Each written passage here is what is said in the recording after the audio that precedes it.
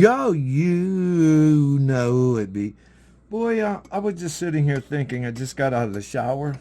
I was going to shave, but the winter months are coming up, so I just think I'm going to let it grow. See how gruffy I can appear to be.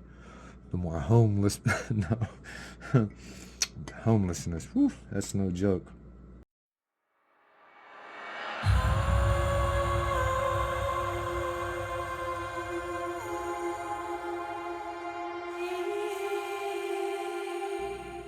You know, with all this EBT, SNAP benefits thing coming up, and you have, many of us go to churches, many of us Christians.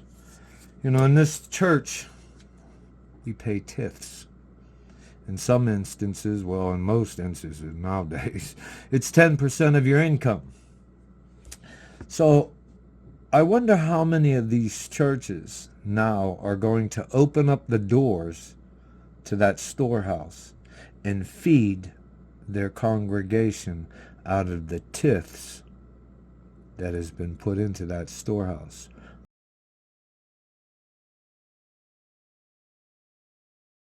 by members of that congregation. I wonder how many mega churches, TD Jakes, what are you worth, an estimated $76 million? I wonder, my friend, are you going to open up this storehouse, feed your congregation? Woo! What about Joel Osteen? Joel Osteen, oh, Mr. Smiley himself. Out of the prosperity of your storehouse, are you going to feed your congregation? After all, they've fed your pockets. And let's not talk about Kenneth Copeland. Woo! Oh, Lord have mercy. This is I can't say enough bad about him. But people still follow him.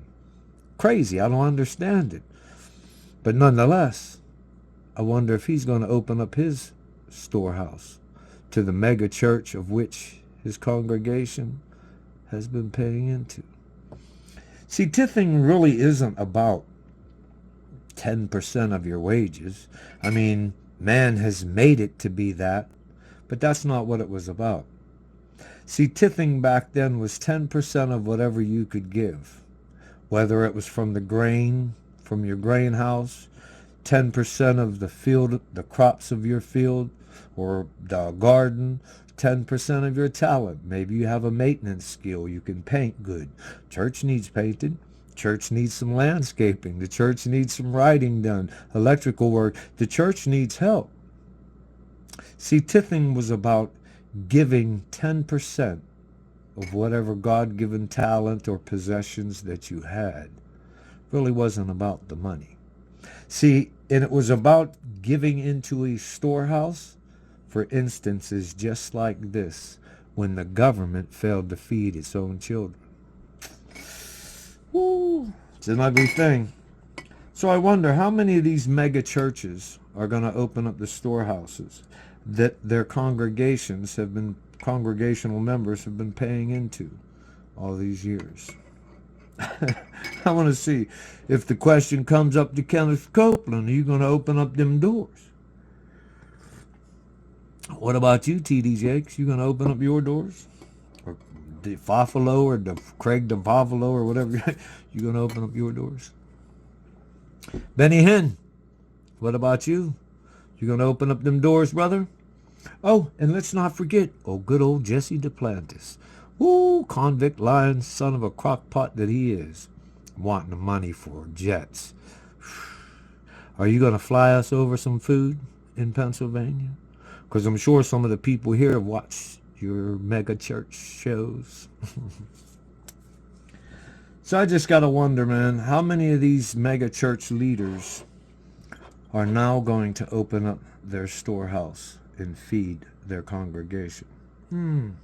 See, because I don't want to be a part of a church that I can't go to for help when I need it. Maybe I need a new winter coat. The church should have a storeroom full of free clothing for its congregation. Maybe I want some food. I'm hungry. The congregation should have it. If they don't have it in their storehouse, in their pantry, then guess what? They should have the funds to be able to go get it. Yeah.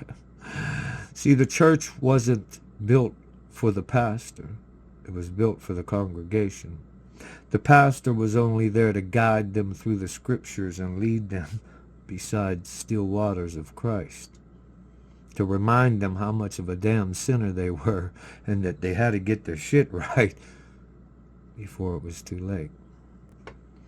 We stopped preaching like that. You know, I had an idea for a ministry one time. It was called, what was it? I was going to call it God's Grace, or Gifts of Grace. That's what I was going to call it. Gifts of Grace.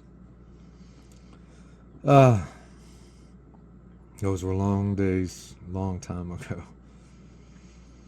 Those are days when I still believed in the good and humanity and in life in general. I don't anymore. Not after seeing what our government's just done to its own citizens. That's crazy. I just wanted to babble for a minute, man.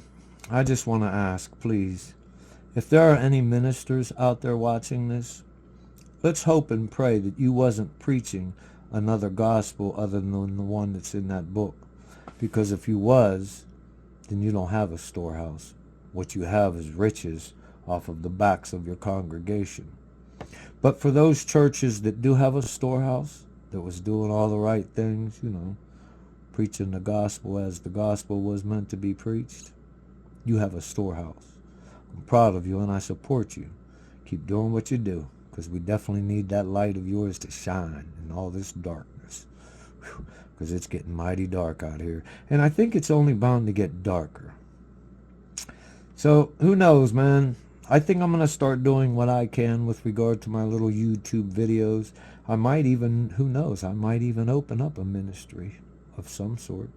Got to wrap my head around it, though. Because it's got to be real. Got to be grounded on faith in Christ. I would allow it to be centered upon the broken people of society. You know, an outreach program of some sort. It'd be nice. I don't know. We'll figure it out. I love you guys, man, and I'm going to get off here. Please, in the name of God, keep the faith. Don't let this rob you of your joy. But do me one small thing. Please allow it to awaken within you the spirit and the drive to never, ever, ever again allow someone to starve you. Feed yourself. Little by little, I'll share some of the techniques I've learned over the years with regard to, I don't know, container gardening, because I know some of you out there live in apartments and places like that. So maybe we'll share some of those techniques, you know, like growing carrots in a pot. Did you know you could do it? Yeah, a lot of people don't think you can. There's a lot of things you can do to break the chains that bind you to a system that's now trying to starve you. Starve you into more dependence upon them. I say it's time to break the chains, don't you? Peace out, one. You know who it be. It's the Bounding Baby Boomer Nuisance. Not coming to a neighborhood near you. Who knows, though? Never know what might happen. Peace out, one. Y'all stay kind.